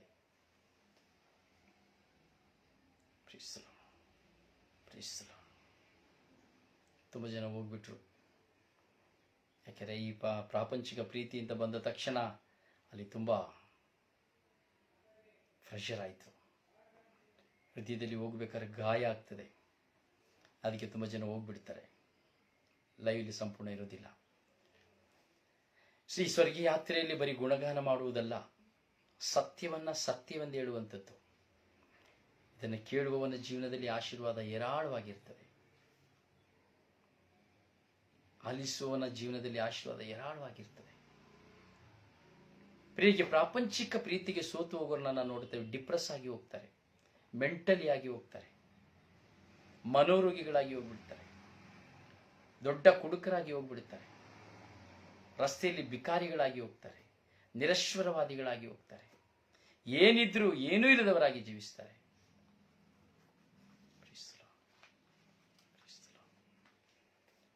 ಹಲವಾರು ಜನ ಸ್ತ್ರೀಯರೊಡನೆ ಪರ ಪುರುಷರೊಡನೆ ಸಂಪರ್ಕವನ್ನು ಬೆಳೆಸಿಕೊಳ್ತಾರೆ. ಪ್ರಾಪಂಚಿಕ ಪ್ರೀತಿ.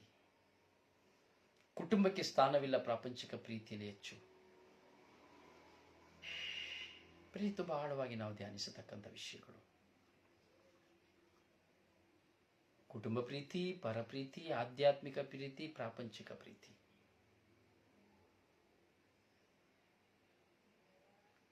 ಇದರ ಮಧ್ಯದಲ್ಲಿ ನಾವು ದೈಹಿಕ ಪ್ರೀತಿಯನ್ನು ನಾವು ನೋಡ್ತೇವೆ. ಕೇವಲ ಸುಖಭೋಗಗಳಿಗಾಗಿ ಮಾತ್ರ, ಕಾಮವಿಲಾಸಗಳಿಗಾಗಿ ಮಾತ್ರ, ಹೋಮೋಸೆಕ್ಸ್ಗಳಿಗಾಗಿ ಮಾತ್ರ, ಗಂಡನೊಳಗೆ ಒಂದು ಗಂಡಸಿನೊಂದಿಗೆ, ಹೆಣ್ಣಿನೊಂದಿಗೆ ದೈಹಿಕವಾದ ಪ್ರೀತಿ, ದೇಹಕ್ಕಾಗಿ ಮಾತ್ರ ಹೊಂಚಾಕುವಂತ ಪ್ರೀತಿ. ಯಾರು ಮಾತನಾಡಿದ್ರು, ಎಲ್ಲಿ ಮಾತನಾಡಿದ್ರು ನಾನು ಅವರೊಡನೆ ಇರಬೇಕು, ಅವರೊಡನೆ ಸೇರಬೇಕು ಎಂಬುವಂತಹ ಪ್ರೀತಿ. ಸಿನಿಮಾದಲ್ಲಿ ನೋಡುವಂತ, ಸ್ಕ್ರೀನಲ್ಲಿ ನೋಡುವಂತ ನಟಿಯರನ್ನು ನೋಡಿದಾಗಲೂ ದೈಹಿಕವಾದ ಪ್ರೀತಿ. ಬಸ್ ಸ್ಟ್ಯಾಂಡ್ ಅಲ್ಲಿ ನೋಡುವಾಗ ದೈಹಿಕ ಪ್ರೀತಿ, ರೈಲ್ವೆ ಪ್ಲಾಟ್ಫಾರ್ಮ್ ಅಲ್ಲಿ ನೋಡುವಾಗ ದೈಹಿಕ ಪ್ರೀತಿ, ಕುತ್ಕೊಂಡಿರುವ ಬಸ್ ಅಲ್ಲಿ ನೋಡುವಾಗ ದೈಹಿಕ ಪ್ರೀತಿ, ಮೊಬೈಲ್ ಅಲ್ಲಿ ಕುತ್ಕೊಳ್ಬೇಕಾದ್ರೆ ದೈಹಿಕ ಪ್ರೀತಿ, ಫೋಟೋ ನೋಡುವಾಗ ದೈಹಿಕ ಪ್ರೀತಿ, ಸೀರಿಯಲ್ ನೋಡುವಾಗ ದೈಹಿಕ ಪ್ರೀತಿ, ಪಕ್ಕದ ಮನೆಯಲ್ಲಿ ನೋಡುವಾಗ ದೈಹಿಕ ಪ್ರೀತಿ, ಶಾಲೆಯಲ್ಲಿ ನೋಡುವಾಗ ದೈಹಿಕ ಪ್ರೀತಿ, ಪಕ್ಕದ ಮನೆ ಹೆಂಡತಿ ನೋಡುವಾಗ ದೈಹಿಕ ಪ್ರೀತಿ, ಪಕ್ಕದ ಮನೆ ಗಂಡ ನೋಡ್ಬೇಕಾದ್ರೆ ದೈಹಿಕ ಪ್ರೀತಿ, ಸುಂದರವಾಗಿರೋರ್ನೆಲ್ಲ ನೋಡುವಾಗಲೆಲ್ಲ ದೈಹಿಕ ಪ್ರೀತಿ.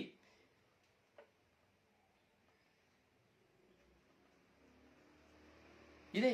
ಇಂಥ ಒಂದು ವೀಕ್ನೆಸ್ ಇರೋರು ಇದ್ದಾರೆ ಪ್ರಿಯರೇ, ಖಂಡಿತ ಇದ್ದಾರೆ. ಅದು ನಾವೆಲ್ಲರೂ ಆಗಿರ್ಬೋದು. ಮೋಹಕರವಾಗಿರುವುದೆಲ್ಲ ಕಣ್ಣಿಗೆ ಕಾಣುವಾಗ ನಮ್ಮ ಮನಸ್ಸಿನಲ್ಲಿ ಮೆಲುಕು ಆಗುವಾಗಲೆಲ್ಲ ದೈಹಿಕ ಪ್ರೀತಿಗೆ ಸಮಾನ. ನಾನಾದ್ರೂ ಅಷ್ಟೇ, ನೀವಾದ್ರೂ ಅಷ್ಟೇ. ವಿವಾಹವಾಗಿದ್ದರು, ವಿವಾಹ ಆಗದೇ ಇದ್ರು, ವಿವಾಹ ಆಗಿ ಮಕ್ಕಳಾಗಿದ್ರು, ಮಕ್ಕಳಿಗೆ ಎಷ್ಟು ವರ್ಷ ಪ್ರಾಯವಾಗಿದ್ದರು, ಈ ದೈಹಿಕ ಪ್ರೀತಿ ಎಂಬುದು ಪ್ರತಿಯೊಬ್ಬರನ್ನ ತನ್ನತ್ತ ಆಕರ್ಷಿಸುತ್ತದೆ. ಅದಕ್ಕೆ ಪ್ರಾಯವಿಲ್ಲ. ಆದರೆ ಯಾವ ವ್ಯಕ್ತಿ ದೇವರೊಂದಿಗೆ, ದೈವ ಭಯದೊಂದಿಗೆ ಆಧ್ಯಾತ್ಮಿಕತೆಯನ್ನ ಬರೀ ಬಾಯಿಯಲ್ಲಿ ಹೇಳದೆ ದೇವರ ಆಧ್ಯಾತ್ಮಿಕ ವ್ಯಕ್ತಿಯಾಗಿ ದೇವರಲ್ಲಿ ಭಯಭಕ್ತಿಯುಳ್ಳವನಾಗಿ ಜೀವಿಸುತ್ತಾನೆ, ಅವನು ಇವೆಲ್ಲವನ್ನು ಜಯಿಸಲು ಶಕ್ತನಾಗುತ್ತಾನೆ. ಪ್ರೀಸಲು ಪ್ರೀಸಲು ಪ್ರೀಸಲು. ಯೋಹಾನನು ತನ್ನ ಪತ್ರದಲ್ಲಿ 15ನೇ ವಾಕ್ಯದಲ್ಲಿ ಹೇಳ್ತಾನೆ, ಲೋಕಕ್ಕೂ ಲೌಕಿಕವಾದವುಗಳಿಗೂ ನೀವು ಬಲಿಯಾಗಬಾರದು. ಲೋಕಕ್ಕೂ ಲೌಕಿಕವಾದವುಗಳಿಗೂ ನೀವು ಬಲಿಯಾಗಬಾರದು. ಈ ಲೋಕವನ್ನು ಒಲಿದರೆ ಪಿತನಲ್ಲಿ ನಿಮಗೆ ಒಲವಿಲ್ಲ ಎಂದಾಯಿತು. ಅಂದ್ರೆ ದೇವರಿಗೂ ನಿಮಗೂ ಕನೆಕ್ಷನ್ ಇಲ್ಲ. ಯಾವಾಗ ಈ ಪ್ರಾಪಂಚಿಕವಾಗಿ ದೈಹಿಕವಾಗಿ ನಾವು ಜೀವಿಸುವಾಗ ದೇವರಿಗೂ ನಮಗೂ ನೋ ಲಿಂಕ್ ಇಲ್ಲ. ಸುಮ್ಮನೆ ಡೋಂಗಿ ಬಜಾರೆಲ್ಲ ಮಾಡ್ಕೊಂಡು ಹೋಗಬಾರ್ದು. ನಾನು ಮಠಾಧೀಶ್ವರ, ನಾನು ಸನ್ಯಾಸಿ, ನಾನು ಸ್ವಾಮೀಜಿ, ನಾನು ಯಾಜಕ, ನಾನು ಪಾಸ್ಟರು, ನಾನು ಸಭಾಪಾಲಕ, ನಾನು ಶುಭ ಸಂದೇಶ ಸಾರ್ತನೆ, ನಾನು ಪ್ರಾರ್ಥನೆ, ಈ ಡೋಂಗಿ ಘಟ್ಟ ಎಲ್ಲ ಬಿಟ್ಬಿಡ್ಬೇಕು. ಇವತ್ತೆಲ್ಲಿ ಸಿಗ್ತಾ ಇದ್ರೆ ಸಿಗ್ತಾ ಇಲ್ಲ. 90% ಸಹ ಸಿಗ್ತಾ ಇಲ್ಲ. ಹೋಗಿ ನೋಡ್ಕೊಂಡು ಬನ್ನಿ, ಎಲ್ಲಿ ನಡಿ 90% ಒಂದು ಒಳ್ಳೆ ಯಾಜಕ ಸಿಗ್ತಾ ಇಲ್ಲ. ವೈರಾಗ್ಯ, ಮನಸ್ತಾಪ, ದ್ವೇಷ, ಹಗೆತನ, ಗುಂಪು ಘರ್ಷಣೆ, ಜಾತಿ ಘರ್ಷಣೆ, ಭಾಷೆ ಘರ್ಷಣೆ, ಅದೆಲ್ಲ ಎತ್ತುಗಟ್ಟುವಂಥದ್ದು, ತನ್ನ ಅಧಿಕಾರವನ್ನು ಇಟ್ಟುಕೊಂಡು ದಬ್ಬಾಳಿಕೆ ಮಾಡುವಂಥದ್ದು, ಜನರನ್ನ ಭಯಪಡಿಸುವಂಥದ್ದು, ಪರಸ್ತ್ರೀಯರ ಸಹವಾಸ, ಹಣದ ಮೋಹ, ಪ್ರಾಪಂಚಿಕ ಸುಖ ಭೋಗ, ವೈಭವದ ಜೀವನ, ಐಷಾರಾಮಿ ಜೀವನ, ಐಷಾರಾಮಿ ಊಟ. ಇವತ್ತು ನೋಡ್ಕೊ ಬನ್ನಿ, ಒಂದೊಂದು ಯಾಜಕ ಒಬ್ಬ ನೋಡ್ಕೊ ಬನ್ನಿ ಹೋಗಿ. ಮೇಲೆ ಒಂದು ಬಟ್ಟೆ ಇರ್ತದೆ, ಅಷ್ಟೇ ನೇತಾಡ್ತಾ ಇರ್ತದೆ. ಒಂದು ಬಿಳಿ ಬಟ್ಟೆ ನೇತಾಡ್ತಾ ಇರ್ತದೆ, ಇಲ್ಲ ಒಂದು ಕಾವಿ ಬಟ್ಟೆ ನೇತಾಡ್ತಾ ಇರ್ತದೆ, ಅಷ್ಟೇ.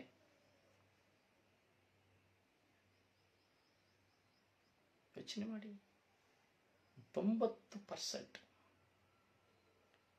ಇದಕ್ಕೆ ಈ ಲೋಕದಲ್ಲಿ ಒಲಿದರೆ, ಈ ಲೋಕದಲ್ಲಿ ಲೋಕವನ್ನು ಒಲಿದರೆ ಪಿತನಲ್ಲಿ ನಿಮಗೆ ಒಲವಿಲ್ಲ ಎಂಬುದಾಗಿ ಅರ್ಥ. ಲೋಕವು ಲೌಕಿಕವಾದವುಗಳಿಗೂ ನಾವು ಬಲಿಯಾಗಬಾರದು. ಲೋಕ ಸಂಬಂಧವಾದ ದೈಹಿಕ ದುರಿಚ್ಛೆ, ಕಣ್ಣಿನ ಕಾಮುಕತೆ, ಐಶ್ವರ್ಯದ ಅಹಂಭಾವ, ಇಂಥವು ಪಿತನಿಂದ ಬಂದುದಲ್ಲ, ಅಂದರೆ ದೇವರಿಂದ ಬಂದುದಲ್ಲ.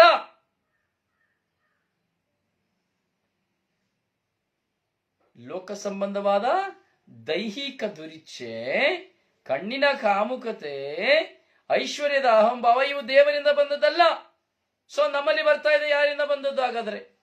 ಇದಕ್ಕಾಗಿ ಆಗಲೂ ರಾತ್ರಿ ವಂಚಾಗ್ತಾ ಇದ್ದೇವೆ, ಎಷ್ಟೋ ವರ್ಷಗಳಿಂದ ಹೋರಾಟ ಮಾಡ್ತಾ ಇದ್ದೇವೆ. ಆದ್ರೆ ಇದು ಯಾರಿಂದ ಬಂದದ್ದು? ಲೋಕದಿಂದಲೇ ಬಂದವುಗಳು. ಲೋಕವು, ಅದರ ವ್ಯಾಮೋಹವು ಗತಿಸಿ ಹೋಗ್ತದೆ. ಆದರೆ ದೇವರ ಚಿತ್ತವನ್ನು ನೆರವೇರಿಸುವನು ಚಿರಂಜೀವಿಯಾಗಿ ಬಾಳುವನು. ಲೋಕವು ಲೋಕದಲ್ಲಿರುವುದಲ್ಲೂ ಗತಿಸಿ ಹೋಗ್ತದೆ, ಆದರೆ ದೇವರ ಚಿತ್ತವನ್ನು ನೆರವೇರಿಸುವನು ಚಿರಂಜೀವಿಯಾಗಿ ಬಾಳುವನು. ಯಾವುದು ದೇವರ ಚಿತ್ತ? ಸೊ ನಿನ್ನಂತೆಯೇ ಪರರನ್ನ ಪ್ರೀತಿಸು, ಪರರನ್ನ ಪ್ರೀತಿಸು ಎಂಬುದೇ ದೇವರ ಚಿತ್ತ. ಎಷ್ಟು ಜನ ಪ್ರೀತಿಸ್ತಾ ಇದ್ದೇವೆ? ಎಷ್ಟು ಜನ ಪ್ರೀತಿಸ್ತಾ ಇದ್ದಾರೆ? ತುಂಬಾ ಆಳವಾಗಿ ಧ್ಯಾನಿಸಬೇಕು ಪ್ರಿಯರೇ, ತುಂಬಾ ಆಳವಾಗಿ ನಾವು ಧ್ಯಾನಿಸಬೇಕು. ಕೇವಲ ಧ್ಯಾನಿಸುವುದು ಮಾತ್ರವಲ್ಲ, ನಾವು ಅನುಸರಿಸಬೇಕು. ಲೋಕಕ್ಕೂ ಲೌಕಿಕವಾದವುಗಳಿಗೂ ನಾವು ಒಲಿಯಬಾರದು. ಸೊ ಎರಡು ಕಬ್ಬಿಣ ಮ್ಯಾಗ್ನೆಟ್ ಇದ್ದಾಗೆ, ಈ ಲೋಕ ಎಂಬುದು ಕಬ್ಬಿಣ ಇದ್ದಾಗೆ, ಮ್ಯಾಗ್ನೆಟ್ ಇದ್ದಾಗೆ. ನಾವು ಈ ಕಬ್ಬಿಣನ ನೋಡಿದ ತಕ್ಷಣ ಮ್ಯಾಗ್ನೆಟ್ ಅಂಟ್ಕೊಳ್ತದ ಅಥವಾ ಮ್ಯಾಗ್ನೆಟ್ ನೋಡಿದ ತಕ್ಷಣ ಲೋಕ ಅಂಟ್ಕೊಬಿಡ್ತದ? ಕಬ್ಬಿಣನ ಪವರ್, ಮ್ಯಾಗ್ನೆಟ್ ಪವರ್ ಯಾರು ಹೇಳ್ತೀರಿ? ಕಬ್ಬಿಣ ಮ್ಯಾಗ್ನೆಟ್ ಇಟ್ಕೊಳ್ತದ, ಮ್ಯಾಗ್ನೆಟ್ ಕಬ್ಬಿಣನ ಇಟ್ಕೊಳ್ತದ? ಎರಡೂ ಒಂದಕ್ಕೊಂದು ಇಟ್ಕೊಳ್ತದೆ. ಎರಡರಲ್ಲೂ ಒಂದು ಶಕ್ತಿ. ಕಬ್ಬಿಣನ ನೋಡಿದ ತಕ್ಷಣ ಮ್ಯಾಗ್ನೆಟ್ ಅಂಟ್ಕೊಳ್ತದೆ, ಮ್ಯಾಗ್ನೆಟ್ ನೋಡಿದ ತಕ್ಷಣ ಕಬ್ಬಿಣ ಅಂಟ್ಕೊಳ್ತದೆ. ಎಷ್ಟು ದೂರದಲ್ಲಿ ಇಟ್ಟರು ಎರಡು ಲಪಕ್ನ ಅಂಟ್ಕೊಳ್ತದೆ. ಕಾರಣ ಏನು ಗೊತ್ತಾ? ಲೋಕಕ್ಕೂ ಲೌಕಿಕವಾದವುಗಳಿಗೂ ನಾವು ಒಲಿಯುವಂಥದ್ದು. ದಟ್ಸ್ ಅಷ್ಟು ಪವರ್ಫುಲ್. ಯಾಕಂದ್ರೆ ಇದೆಲ್ಲ ಲೋಕದಿಂದ ಬಂದವುಗಳು. ತುಂಬ ನಾವು ಧ್ಯಾನಿಸಬೇಕು. ದಯವಿಟ್ಟು ಶೇರ್ ಮಾಡಿ ಪ್ರಿಯರೇ, ಎಲ್ಲ ಗ್ರೂಪ್ಗಳಿಗೂ ಶೇರ್ ಮಾಡಿ. ಆಲಿಸಿ. ತಪ್ಪು ಎಂಬುದಾದರೆ ನೀವು ನನಗೆ ಕರೆ ಮಾಡಿ, ನನ್ನೊಂದಿಗೆ ಮಾತನಾಡಿ, ನನಗೆ ಬುದ್ಧಿವಾದವನ್ನು ಹೇಳಿ. ಮಾತನಾಡುತ್ತಿರುವುದು ತಪ್ಪು ಎಂದು ಹೇಳೋದು, ನೀವು ಯಾರನ್ನ ಬೇಕಾದ್ರೂ ಈ ವಚನಗಳನ್ನ, ಈ ವರ್ಡ್ ಆಫ್ ಗಾಡ್ಗಳನ್ನ ಪ್ರತಿದಿನ ಯಾರ ಮುಂದೆ ಆದರೂ, ಮೇಧಾವಿಗಳು, ಸನ್ಯಾಸಿಗಳು, ಮಠಾಧೀಶಗಳು, ಗುರುಗಳು ಯಾರೇ ಇದ್ರು ಸರಿ, ಅವ್ರ ಮುಂದೆ ಇಟ್ಟು ತಪ್ಪು ಎಂಬುದಾದರೆ ನೀವು ನನ್ನ ಬಹಿರಂಗವಾಗಿ ಪ್ರಶ್ನೆಗಳನ್ನು ಕೇಳಬಹುದು. ಪ್ರೇರೆ, ನಾವು ಆಲಿಸುವ, ಧ್ಯಾನಿಸುವ. ದೇವರು ನಿಮ್ಮನ್ನು ಆಶೀರ್ವದಿಸಲಿ. ನಿಮಗಾಗಿ ಪ್ರಾರ್ಥಿಸುವ ನಿಮ್ಮ ಸೇವಕ ಬ್ರದರ್ ರೊಜಾರಿಯೋ ಪಾಂಡವಪುರ. ಪ್ರಾರ್ಥನಾ ಸಹಾಯಕ್ಕಾಗಿ 09902423181. May God bless you. Praise the Lord.